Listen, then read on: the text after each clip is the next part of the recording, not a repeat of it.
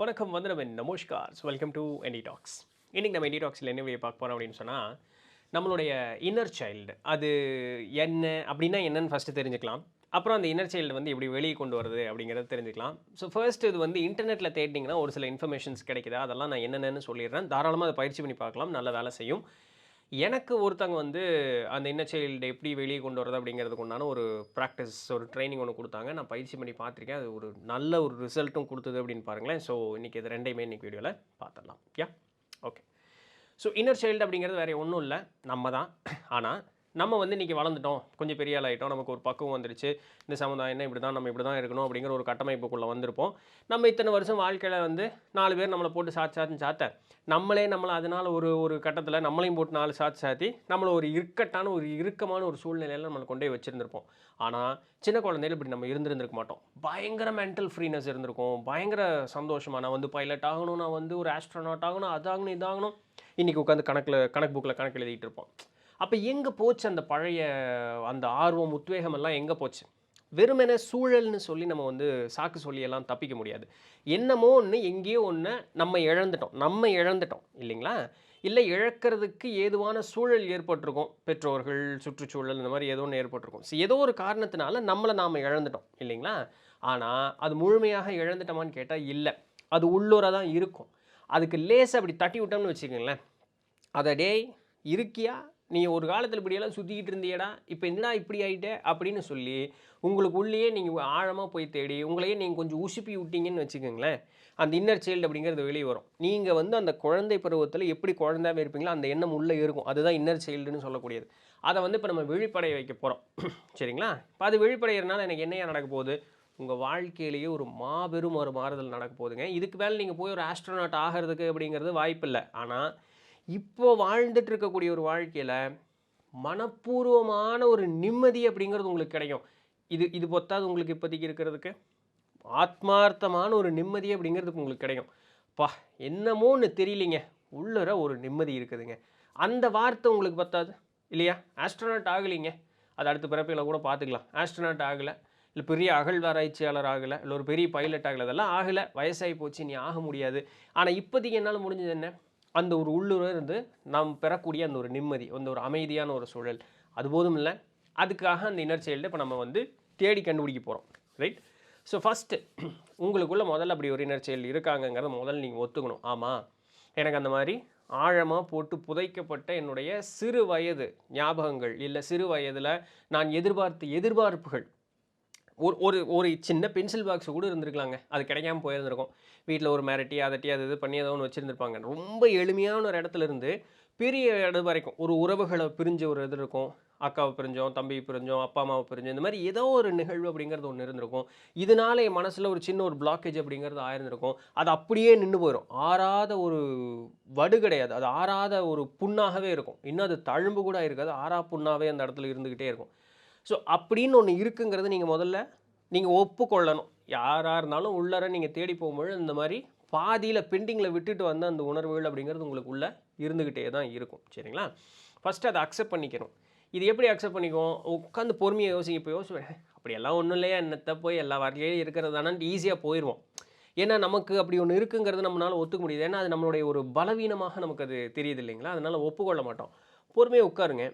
சாயங்காலம் எந்த தொந்தரவும் இல்லாத மாதிரி இருக்க மாதிரி ஒரு இடத்துல பேசாமல் உட்காந்து இப்படி யோசிச்சு பாருங்கள். உங்களை பற்றி இப்படி இருந்தோம், நம்ம வாழ்க்கையில் என்னென்னலாம் சிந்திச்சோம் அப்படிங்கிறதெல்லாம் யோசிச்சு பாருங்கள். அப்போது ஒவ்வொன்றா ஞாபகம் வரும். அப்படியே லேயராக கீழே இறங்குவோம். அந்த லேயராக கீழே இறங்கும்போது இந்த இடத்துல இதை விட்டோம்ல, இந்த இடத்துல இதை விட்டோம்ல, இந்த இடத்துல இதை விட்டோம்ல, இப்படியே வந்துக்கிட்டே இருக்கும். இப்படியே போக போக போக ஆழமாக ஒன்று இருக்கும். அந்த ஆழமான இருக்கக்கூடிய இதில் அந்த தக்கான்னு நம்ம ஏதாவது ஒன்று பேசும்போது நம்ம ஏதாவது ஒன்று இது பண்ணியிருப்போம். இப்படி ஆக போகிறேன், அப்படி ஆக போகிறேன், ஒரு பெட்ஷீட்டை கட்டிட்டு சூப்பர்மேன் ஆக போகிறேன்னு சுற்றிருப்போம் இல்லையா? அதெல்லாமே இருக்குங்க. சரிங்களா? அப்போ அது அப்படின்னு ஒன்று இருக்குது. ஆமாம், அந்த நான் வந்து வெகுளித்தனமாக இருந்த நான் வந்து இன்னும் உள்ள உயிரோடு தான் இருக்கேன் அப்படிங்கிறது நீங்கள் முதல்ல ஒப்புக்கொள்ளணும். அப்போ அதை நீங்கள் ஒப்புக்கொண்டுட்டீங்க அப்படின்னு சொன்னாலே மனசு முதல் படியிலே இலகுவாக மாறிடும். சரிங்களா? இது ஃபஸ்ட்டு ஸ்டேஜ். அடுத்தது, அந்த இடத்திற்கு போகணும் உடனேயே அந்த உள்ளே இருக்கக்கூடிய அந்த குழந்தைத்தனமான அந்த ஒரு குணம் இருக்குல்ல, அது வெளியே வர ஆரம்பிக்கும். அது கொஞ்சம் கொஞ்சமாக இப்படி பண்ணலாம்ல, அப்படி பண்ணலாம்ல அப்படிங்கும். குசும்புத்தனமாக ஏதாவது ஒன்று இதெல்லாம் இருக்கும். போய் பக்கத்து வீட்டில் காலிங் பெல் அடிச்சுட்டு ஓடுறது, கதவை தட்டிட்டு ஓடுறது இல்லையா? இந்த மாதிரி எல்லாம் என்ன கொஞ்சம் பெருசாயிட்டோம். ஒரு சிலது பண்ண முடியாது. ஒரு சிலதெல்லாம் தாராளமா பண்ணலாம் இல்லைங்களா? ஸோ அந்த மாதிரி ஏதாவது சின்ன சின்னத விளையாட்டுறக்கு இது பண்றது. நம்ம வந்து நம்ம அம்மா கூட ஏதாவது ஒண்ணு விளையாடணும். அது சின்ன குழந்தை மாரி இருக்கும். நமக்கு 7, 7 வயசு ஆயிருக்கும். பரவால்ல. நம்ம மனைவி கிட்ட போய் அந்த அவங்கள ஏதாவது சீண்டி விட்டு ஏதாவது ஒண்ணு விளையாண்டு பார்க்கறது, கணவர்ட்ட இப்படி விளையாண்டு பார்க்கறது, பிள்ளைகள ஏதாவது பண்ணி சும்மா சின்ன குழந்தை மாரியே அத நம்ம ஒத்துக்கொள்ளணும். அந்த எண்ணம் மேல வரும்பொழுது, அதன்படி நடந்து கொள்வதற்கும் நான் தயாரா இருக்கணும். அப்பவும் வந்து, அப்படி ஒண்ணு இருக்கா? இருக்கு, இருக்கு."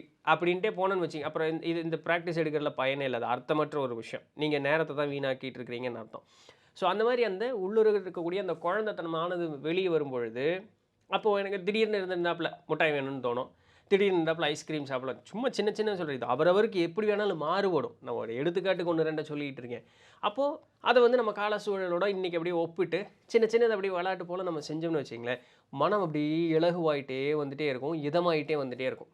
இப்ப நம்ம சின்ன வயசா இருக்கும்போது நம்மளுடைய தாய் தந்தையர்கிட்ட நம்ம எதிர்பார்த்த ஒரு அன்பு, பாசம் அப்படிங்கிறது கிடைக்காம இருந்திருக்கும். ஆனா, இன்னைக்கு நமக்கு கிடைத்த வாழ்க்கை துணையும், இன்னைக்கு நமக்கு கிடைத்த பிள்ளைகளும் நல்லதான ஒரு பிள்ளைகள் இருந்திருப்பாங்க. ஆனா என்னன்னா, அந்த சின்ன வயசுல இருந்து இருக்கக்கூடிய அந்த ஒரு இறுக்கமான மனம், இப்படி கிடைக்காம போயிடுச்சுன்னு அந்த ஏங்கிட்டு இருக்கக்கூடிய அந்த ஒரு ஏக்கம், அன்பான வாழ்க்கை துணையும், பிள்ளைகளும் கிடைத்தாலும் கூட அத அனுபவிக்க முடியாம, ஒருவேளை இவங்கனாலயும் எனக்கு வந்து ஒரு பாதிப்பு வந்துருமோங்கிற அந்த ஒரு பயம், இவங்க மேலயும் அந்த வெறுப்ப தான் உமிழ்ந்துட்டே இருக்கக்கூடிய ஒரு குணத்திற்கு கொண்டு வந்து நிறுத்திரும் நம்மள. அப்படி இல்லாம, நம்ம அந்த குழந்தைத்தனமா இருக்கக்கூடிய அந்த ஒரு எண்ணத்த மேல கொண்டு வந்தோம்னு வச்சுக்கங்களேன், இப்ப இருக்கக்கூடிய அந்த இறுக்கமா இருக்கக்கூடியதெல்லாம் போயிரும்.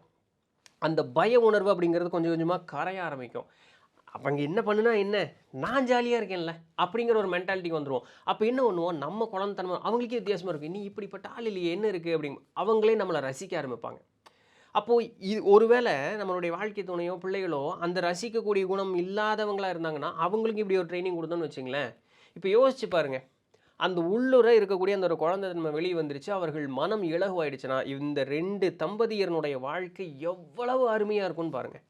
இந்த 2 பேரும் சேர்ந்து அவர்களுடைய பிள்ளைகள வந்து எந்த அளவுக்கு அருமையான ஒரு பிள்ளைகளா வளர்த்துவாங்க. அந்த பிள்ளைகளினுடைய வாழ்க்கை எவ்வளவு பிரகாசமா இருக்கும்னு மட்டும் யோசிச்சு பாருங்களேன். நாம் பெற்ற துன்பம் நம் பிள்ளைகளுக்கு நம்ம தரமாட்டோம்.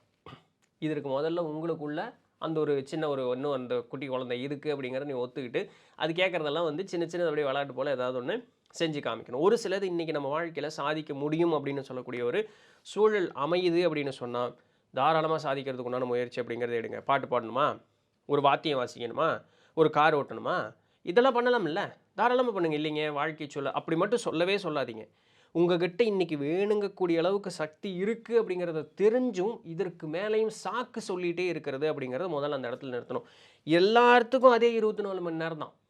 ஒரு 1 மணி நேரம் நமக்காக ஒதுக்கி தான் ஆகணும். அப்ப அந்த உள்ள இருக்கக்கூடியது அந்த அந்த ஒரு எண்ணம் மறையலன்னு வச்சுக்கங்களேன், அதுக்காக நீங்க எத்தன பிறப்பு எடுக்க போறீங்கங்கிறத யோசிச்சுக்கங்க. அதுதான் தேவையில்லாத துன்பம். சரிங்களா? அதற்கு நீங்க இப்பவே அட்ரஸ் பண்ணி ஒரு 24 மணி நேரத்துல ஒரு 1/2 மணி நேரம், 1 மணி நேரம் ஒதுக்கிட்டீங்கன்னு வச்சுக்கங்க, மன நிம்மதியாயி போயிரும். இப்படியே ஒதுக்கிட்டே இருந்தோம்னா முக்தி பெறுக்கு ஈஸியா போயிரலாங்க. சரிங்களா? இது 1. அடுத்தது, உங்களுக்கு நீங்களே ஒரு லெட்டர் எழுதுற மாரி எனக்கு இதில பெரிய உடன்பாடு இல்ல. ஏன்னா, அத எவனாவது பார்த்தானா, அத பார்த்துட்டு படிச்சு கிண்டல் பண்ணுவானுங்க. இதுக்கு பேரு ஜர்னலிங் அப்படின்னு சொல்லுவாங்க. புக் எடுத்து அந்த டைரி எடுத்து டைரியில எழுதலாம். எஸ் அது அது கூட ஒரு வழி தான். நெறைய பேர் அத பண்ணக்கூடிய ஆட்களும் உண்டு தான் பாருங்களேன், இந்த ஜர்னல் பண்றது அப்படின்ட்டு. இன்னொன்னு அந்த இன்னர் சைல்ட வெளிய கொண்டு வரக்கு தியானம் மிகச்சிறந்த ஒரு துணைக்கோள். நம்ம இத எப்பவுமே பார்த்துருக்கோம். தியானம் அப்படிங்கிறது எல்லா வகையிலுமே உள்ள இருக்கக்கூடிய அழுக்குகள பூரா கெடஞ்சு அள்ளி குப்பி தூக்கி வெளிய போட்டு நம்மள நிம்மதியா உட்கார விட்டுரும். ஸோ தியானம் மிகப்பெரிய ஒரு துணைக்கோள் அப்படிங்கிறது. அடுத்தது வேற என்ன இருக்கு? ஆ அதான் சின்ன சின்ன அந்த விளையாட்டு போல. கடை வீதிக்கு போறீங்க. ஒரு விளையாட்டு சாமான பார்க்குறீங்க. சின்ன குழந்தையா இருக்கும்போது அப்பா, அம்மா வாங்கி தரல. இன்னைக்கு பையில பார்க்குறோம். காசு இருக்கு. வாங்கிக்கங்க. என்ன ஆயிர போகுது? நான்லாம் வாங்கிட்டு வரேன். நான் இந்த இந்த உத்தரகோசம் அங்க கோயிலுக்கு போயிருந்தேங்க. போயிருக்கும்பொழுது பார்த்தீங்கன்னா, என் கூட வந்தவங்க எல்லாமே வந்து அவங்க பேரன் பேத்திக்கு வாங்குறோம் அப்படி இப்படின்னு எல்லாம் வாங்கிட்டு இருந்தாங்க. என்னன்னா, அந்த பனை ஓலை இருக்குல்ல, அந்த பனை ஓலையில ஒரு கிளுகிளுப்பு செஞ்சிருந்தாங்க. இப்படி குச்சியாட்டா, அந்த பனை ஓலைய மடிச்சு உள்ள வந்து இந்த சின்ன ஜல்லிக்கல்லு மாரி உள்ள போட்டு இப்படி ஆட்டுனா கலக்கலான்னு இருக்கும். நான் ஒரு நாள் வீடியோல காமிக்கிறேன். வேணா ஞாயித்துக்கிழமை அது இப்படி ஆட்டுனா கலக்கலாங்கும். ரூ. 20 தான். சரிங்களா? நான் பாட்டுக்கு போனேன். இந்த மாரி கலர் பார்த்து சூஸ் பண்ணி வாங்கிட்டு இருந்தேன். எல்லாரும் நாங்கள்லாம் இவங்களுக்கு வாங்குறா, நீ எதுக்குடா வாங்குறேன்னு, நான் எனக்கு வாங்குறேன் அப்படின்னா, ஒரு அத்தன பேர் இப்படி பார்த்தாங்க. ஏன் நான் வாங்கிக்கூடாதா? ரூ. 20 தானே. எனக்கு கேட்டேன் சின்ன வயசுல வாங்கி தரல இதெல்லாம். இதெல்லாம் எனக்கு ஆசை தான் வாங்கிக்கிட்டேன். கிளுகிளுப்பு இன்னைக்கு வச்சிருக்கேன் பீரோக்குள்ள இருக்குது. அதனால இதில என்ன ஆயிரப்போகுது? நம்ம அன்னைக்கு முடியல. அப்பா, அம்மானால நிஜமாலுமே முடியாத ஒரு துன்பமான ஒரு சூழல்ல நம்ம வாழ்ந்திருப்போமா இருக்கும். இல்லைங்களா? ஆனால் இன்றைக்கி நம்மளால் முடியுமா இருக்கும், வாங்கி கொடுக்கலாமே. நம்மளுடைய பெற்றோருக்கு இப்படி எத்தனை இருக்கும் அப்படின்னு யோசிப்பீங்க. இதை போய் பெற்றோர்கிட்ட சொன்னீங்கன்னா அவங்க அதிகமாக செய்ய மாட்டாங்க. அப்போ அவர்களுக்கு இருக்கக்கூடியது ஏதோ ஒன்று எதிர்பார்த்து அவங்களுக்கு ஏதோ ஒன்று செஞ்சு கொடுங்க. அப்போ அவர்களுடைய அந்த இன்னர் சைல்டு கொஞ்சம் கொஞ்சமாக அப்படி மேலே வரும்ல. ஸோ இந்த மாதிரி விஷயங்கள் எல்லாமேங்க. அடுத்தது இதுபோல் இருக்கக்கூடிய நிறைய எண்ணங்கள் மேலிடும் பொழுது அது வருது அப்படிங்கிறதுக்கு அக்னாலஜ் பண்ணுங்கள். அதுக்கு வந்து இன்னும் புது புது எண்ணங்கள் வருது, இதை வந்து நம்மளுடைய இன்றைக்கி இருக்கக்கூடிய சூழலில் இதெல்லாம் நம்ம தாராளமாக செய்ய முடியும் அப்படின்னு சொல்லக்கூடியதற்கு you just open the door. அதற்கு சாத்தியக்கூறுகள் அப்படிங்கிறது கொடுக்கறதுக்கு நீங்கள் தயாராக இருக்க வேண்டும். சும்மா இன்னும் வந்து அப்படியே ஏதோ இப்போ பிடிச்சி வச்ச புல்லாராட்டு அப்படியே இருக்கிறதுனால ஒரு அர்த்தமும் கிடையாது. வாழ்க்கை எவ்வளோ தூரம் வந்துடுச்சு. இன்றைக்கி நம்ம தைரியமாக நம்ம கால் ஊனி நிற்கக்கூடிய அந்த ஒரு இடத்துல நம்ம இருக்கோம். ஸோ அதனால் அந்த அந்த அந்த கீப் அன் ஓப்பன் டோர், அவ்வளோதான். மற்றபடி வேறு ஒன்றும் இல்லை, ரைட்? ஸோ இதெல்லாம் இன்டர்நெட்டில் தேடினீங்கன்னா கிடைக்கக்கூடிய இன்ஃபர்மேஷன்ஸ் இதெல்லாமே. எனக்கு பாடம் சொல்லி கொடுத்தவங்க இவ்வளோ தூரம்லாம் சொல்லலை. ரொம்ப எளிமையாக ஒன்று சொன்னாங்க. பொறுமையாக உட்காந்து யோசிங்க. உங்களுக்கு ஏதாவது ஒரு மன வருத்தம் அப்படிங்கிறது ஒன்று இருக்கும். யாராவது மேலேயோ இல்லை ஏதாவது ஒரு சூழல் மேலேயோ உங்களுக்கு ஒரு மன வருத்தம் இருக்கும். அது மேலே நம்மளை அப்படியே பிடிச்சிக்கிட்டே நின்றுக்கிட்டே இருப்போம். நம்மளோட எனர்ஜி அந்த இடத்துல ஸ்பெண்ட் ஆகிட்டே இருக்கும். சரிங்களா? இப்போ நீங்கள் என்ன பண்ணுறீங்க அப்படின்னு சொன்னால், இப்போ இருக்கக்கூடிய ஆள் அந்த இடத்துக்கு போகிறீங்க. அந்த இடத்துல நீங்கள் இன்னும் நின்றுக்கிட்டே இருக்கீங்க. ஒரு 10 வயசில் நடந்திருக்கு, இன்றைக்கி 30 வயசு ஆச்சு. அப்போ அந்த 30 வயசு ஆள் 10 வயசு ஆளான உங்களையே நீங்கள் போய் பார்க்குறீங்க. அந்த சூழல் நீங்கள் அப்படியே கற்பனை பண்ணிக்கிறீங்க, போய் பார்க்குறீங்க. பார்க்கும்பொழுது அந்த 10 வயசு பையன் வந்து உங்களை அப்படியே பார்க்குறான். சரி பரவாயில்ல, இந்த இந்த சூழல் இப்படி தான் இருந்தது, அதை நம்ம ஒப்புக்கொண்டு தான் ஆகணும், வேறு வழி இல்லை. இன்னும் இங்கேயே இருக்கிறதுனால எந்த விதமான பயனும் இல்லை. இப்போது நீ வளர்ந்துட்ட, உன்னை நீயே பாதுகாத்து கொள்ளக்கூடிய அளவுக்கு நல்ல ஒரு பலமான ஒரு ஆளாக தான் இருக்க. இன்றைக்கி எதாக இருந்தாலும் சந்திக்கக்கூடிய அளவுக்கு உன்னுடைய மனோதிடமும் உடல் வலுவும் உனக்கு வந்து அதிகமாக இருக்குது. இதற்கு மேலேயும் இந்த பழசையே நீ வந்து பிடிச்சிக்கிட்டு நினச்சி வருத்தப்பட்டு பயந்தே அந்த இடத்துல இருக்கணும்னு அவசியம் கிடையாது. நீ வா, நம்ம போகலாம். நம்மளுடைய வாழ்க்கை இன்னி நமக்கு பிடித்தாற் போல் தெம்பாவும் திராணியாகவும் வாழ்கிறதுக்கு உண்டான அந்த ஒரு சூழல் அப்படிங்கிறது இன்றைக்கி நம்மகிட்ட இருக்குது. இந்த காலம் மாறிடுச்சு. இன்றைக்கி நம்ம ரொம்ப தைரியசாலியாகவும் பலசாலியாகவும் இருக்கோம். வா போகலாம் அப்படின்னு சமாதானப்படுத்தி உங்களை நீங்களே கூப்பிடும்பொழுது அங்கே இருக்கக்கூடிய அந்த ஒரு சக்தி அப்படின்னு சொல்லக்கூடியது உங்கள் கூட முழுமையாக வந்து சேர்ந்துடும். ஒரு எடுத்துக்காட்டுக்கு சொல்கிறேனே, இந்த ஆன்மாவாக நம்ம பிறப்பெடுக்கும் பொழுது ஒரு 20% சக்தியோடு வந்திருக்கோம்னா அங்கே ஒரு 2% நின்றுச்சுன்னா வெறும் 18% இப்போ நம்ம வண்டி ஓட்டிகிட்டு இருப்போம். அப்போ யோசிச்சு பாருங்கள், இப்படி ஆயுசு பூரா இந்த 30 வயசில் எத்தனை பர்சன்ட் நம்ம அங்கே அப்படியே தொலைச்சிக்கிட்டே வந்திருப்போம் அப்படின்னு சொல்லி. அப்போ பொறுமையாக போய் அங்கே இருக்க ஆளுகள்கிட்ட உங்கள்கிட்ட நீங்களே சமாதானம் சொல்லி அந்த சக்தியை சேர்த்திட்டே வந்தீங்கன்னு வச்சுக்கோங்களேன், இப்போ இருக்கக்கூடிய அந்த 20% அந்த பேட்டரி பூரா சார்ஜ் ஆயிரும். இப்போ நினச்சி பாருங்கள் உங்களுடைய வாழ்க்கை எவ்வளோ பலமாக இருக்கும் அப்படின்னு சொல்லி. இதை நான் பயிற்சி பண்ணியிருக்கேங்க. எனக்கு அவங்க சொல்லி கொடுத்து பயிற்சி பண்ணியிருக்கேன். பயங்கரமான ஒரு சேஞ்ச் உண்மையாலுமே லைஃப்பில். சரிங்களா? ஸோ இதுதான் அந்த இன்னர் சைல்டு நம்ம வந்து திருப்பியும் கொண்டு வரதுக்குண்டான ஈஸியஸ்ட் மெத்தட் இது தான். நான் முன்னாடி சொன்ன அவ்வளோ வழியும் தாராளமாக பின்பற்றலாம், இல்லை இப்போ சொன்ன எளிமையான வழியும் பின்பற்றலாம். ஸோ இது உங்களுடைய விருப்பத்தை பொறுத்தது. எஸ், ஸோ எனக்கு தெரியும் அவங்க சொல்லி கொடுத்தவங்க இந்த வீடியோ கண்டிப்பாக பார்ப்பாங்க அப்படின்னு சொல்லிட்டு நான் பேர் சொல்லாமல் இருக்கிறதுக்கு ஒரு காரணம் இருக்குது, பார்ப்போம். ரைட்?